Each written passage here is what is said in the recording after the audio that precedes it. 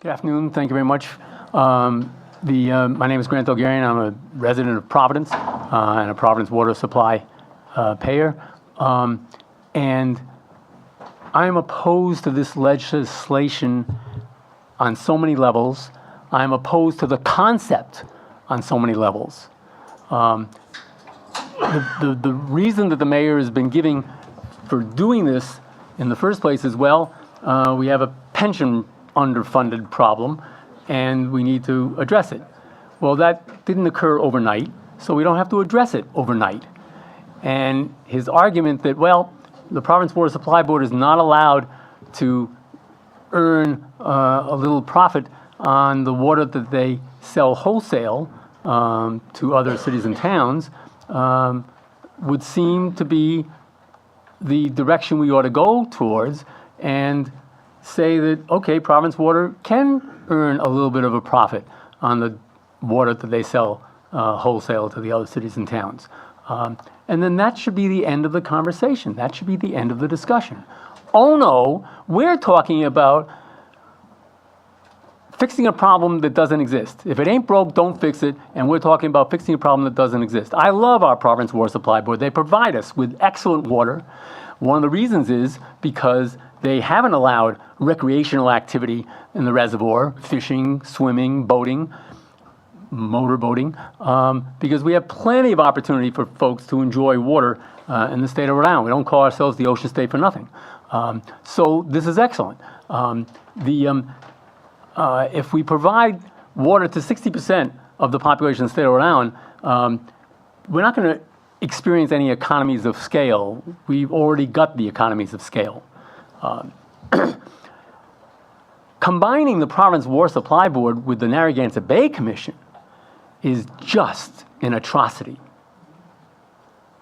The Narragansett Bay Commission is the one that told us 20 years ago that, in order to solve the problem of stormwater runoff in the combined sewer system, instead of diminishing, deflecting, diverting, delaying the water that goes into the combined system from the roads and streets and driveways and rooftops, we had to build a tunnel.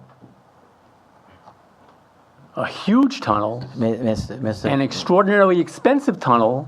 Mr. Delgarian, that's going off the bill? Well, no, because that's what's being talked about. It's being talked about, but again, if this were to go forth, it would be put out to bid, and there's no guarantee that it would be the Narragansett Bay Commission. So if you could just stick to the merits of the bill, you're in opposition to it, and you said that at the beginning, so if you could stick to the merits of the bill.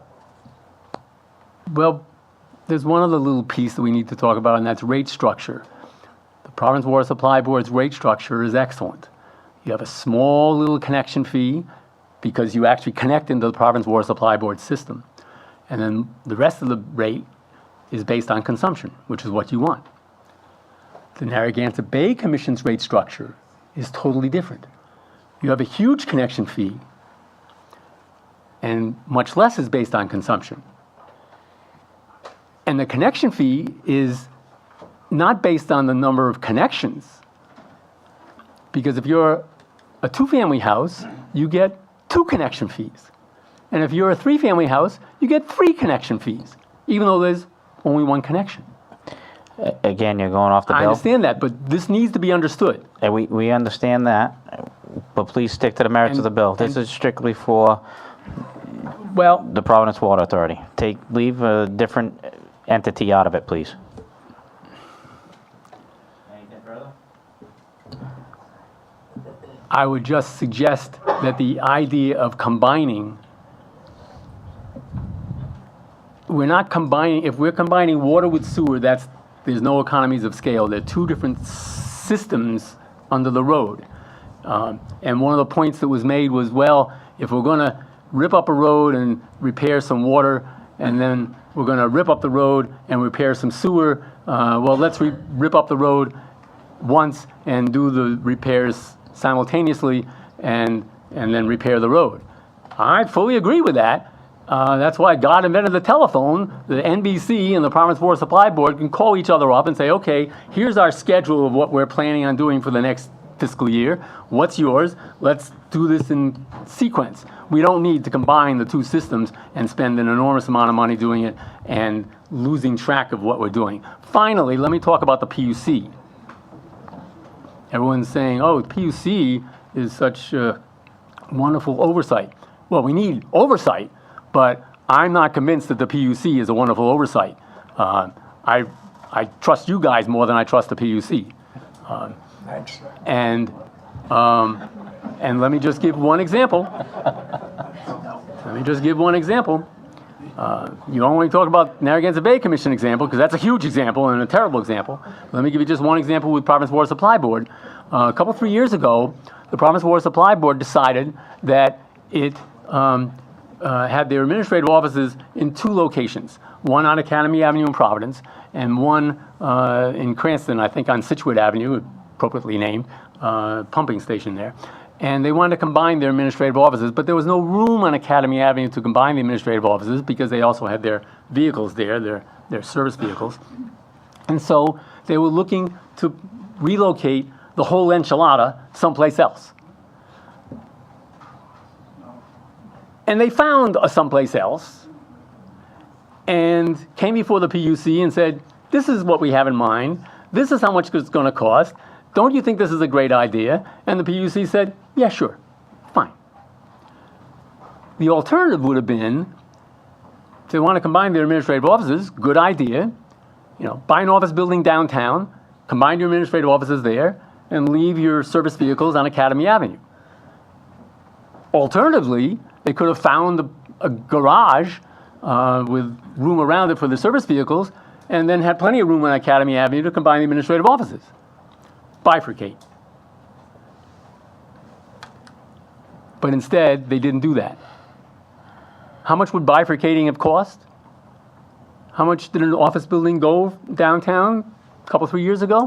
As it turns out, in the same time frame, exact same time frame, the Journal building was sold. 75 Fountain Street. How much?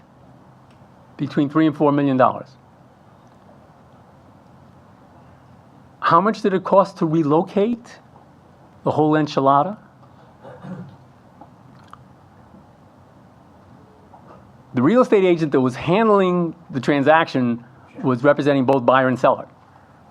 And let me finish because the numbers are important because we're talking about numbers here.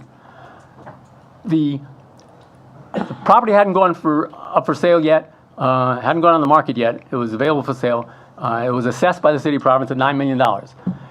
Real estate agent said to the Providence Water Supply Board, boy, do I have a deal for you. So what do you think the deal was going to be?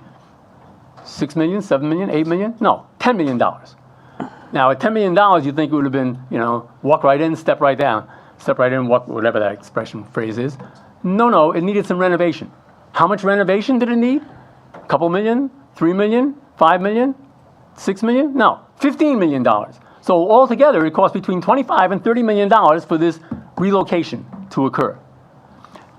It's as if every city and town's DPW needs to be housed in City Hall. No, DPW is someplace else.